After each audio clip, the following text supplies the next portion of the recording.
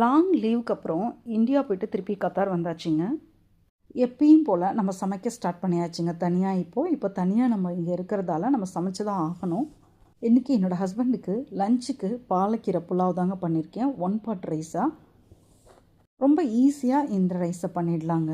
நல்லா உதிரியாக. கூடவே உருளைக்கிழங்கு நான் பண்ணியிருக்கேன். ரொம்பவே டேஸ்ட்டாக இருக்கும். உருளைக்கிழங்கு இந்த ரைஸோடு சேர்த்து சாப்பிடும்போது அதையும் சேர்த்து பேக் பண்ணிக்கலாம்.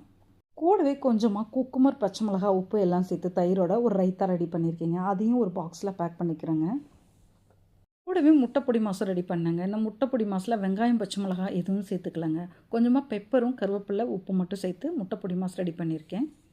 முட்டையில் இது மாதிரி லஞ்ச் பாக்ஸில் பேக் பண்ணும்போது வெங்காயத்தை அவாய்ட் பண்ணுறது நல்லதுங்க. லஞ்ச் பாக்ஸ் ஓப்பன் பண்ணும்போது ஸ்மெல் வராமல் இருக்கும்.